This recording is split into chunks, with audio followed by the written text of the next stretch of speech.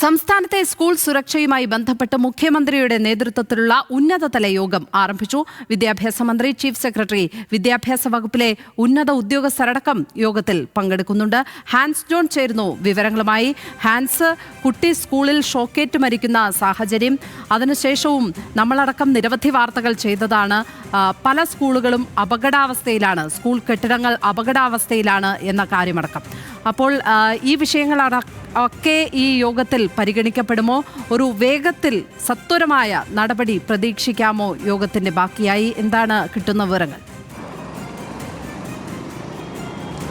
തീർച്ചയായും ലക്ഷ്മി, കൊല്ലം തേവലക്കരയിൽ 8ാം ക്ലാസ് വിദ്യാർത്ഥിയായ മിഥുൻ മരിച്ച ഒരു സംഭവത്തിൻ്റെ പശ്ചാത്തലത്തിലാണ് മുഖ്യമന്ത്രി അടിയന്തരമായി ഇത്തരത്തിൽ സ്കൂളുകളുടെ സുരക്ഷ പരിശോധിക്കുന്നതുമായി ബന്ധപ്പെട്ട് യോഗം വിളിച്ചു ചേർക്കാൻ ആലോചിച്ചത്. ഈ ആലോചനയുടെ ഭാഗമായിട്ടുള്ള യോഗമാണ് ഇന്ന് ഓൺലൈനായി നടക്കുന്നത്. മുഖ്യമന്ത്രിയും അതിനോടൊപ്പം തന്നെ ചീഫ് സെക്രട്ടറി, വിദ്യാഭ്യാസ മന്ത്രി, മറ്റ് വിദ്യാഭ്യാസ വകുപ്പിലെ മറ്റ് ഉന്നത ഉദ്യോഗസ്ഥർ, കൂടാതെ തദ്ദേശ സ്വയംഭരണ വകുപ്പിലെ ഉദ്യോഗസ്ഥർ, ഫയർഫോഴ്സ് മേധാവികൾ, കൂടാതെ പോലീസിൽ നിന്നുള്ള ഉന്നത ഉദ്യോഗസ്ഥരടക്കമുള്ള വിപുലമായ ഉദ്യോഗസ്ഥ ശ്രേണി ഈ മീറ്റിംഗുമായി ബന്ധപ്പെട്ട് ഇപ്പോൾ പങ്കെടുക്കുന്നുണ്ട്. അവരെല്ലാവരും തന്നെ ഈ മീറ്റിംഗിൽ പങ്കെടുക്കുന്നുണ്ട് എന്നാണ് നമുക്ക് ലഭിക്കുന്ന വിവരം. ഇന്ന് രാവിലെ 10:30 മണിക്കായിരുന്നു ഈ മീറ്റിംഗ് ഷെഡ്യൂൾ ചെയ്തിരുന്നത്. ഇപ്പോൾ ആരംഭിച്ചിട്ടുണ്ട് യോഗം.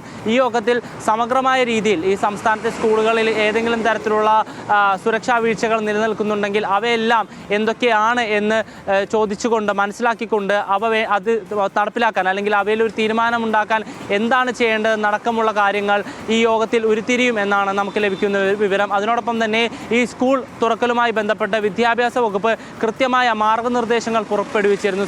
സ്കൂൾ സുരക്ഷയുമായി ബന്ധപ്പെട്ടായിരുന്നു. അതിൽ സ്കൂളിൻ്റെ ഫിറ്റ്നസ് നൽകുന്നത് മുതൽ കുട്ടികൾക്ക് നൽകേണ്ട ഭക്ഷണം, അതിനോടൊപ്പം തന്നെ സ്കൂളിൽ വരുത്തേണ്ട സുരക്ഷാ ക്രമീകരണങ്ങൾ അടക്കമുള്ള വിപുലമായ നിർദ്ദേശങ്ങളാണ് വിദ്യാഭ്യാസ വകുപ്പിൻ്റെ ഭാഗത്തുനിന്നുണ്ടായത്. ഈ മാനദണ്ഡങ്ങളെല്ലാം തന്നെ പാലിക്കുന്നുണ്ടോ?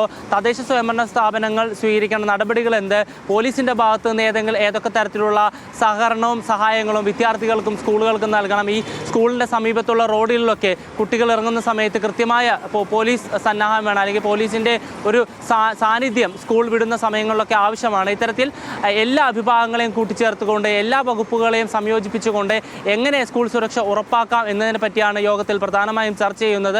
അതുകൊണ്ട് തന്നെ മുഖ്യമന്ത്രിയുടെ നേതൃത്വത്തിൽ ചേരുന്ന ഈ യോഗത്തിൻ്റെ അവസാനം ഈ വിഷയവുമായി ബന്ധപ്പെട്ട്, സ്കൂൾ സുരക്ഷയുമായി ബന്ധപ്പെട്ട് കൃത്യമായ നടപടികൾ അല്ലെങ്കിൽ തീരുമാനങ്ങൾ ഉണ്ടാകുമെന്നാണ് നമ്മളുടെ പ്രതീക്ഷ. ലക്ഷ്മി. ഹാൻസ് ജോൺ തിരുവനന്തപുരത്ത് നിന്ന് വിവരങ്ങളുമായി ചേർന്നത്.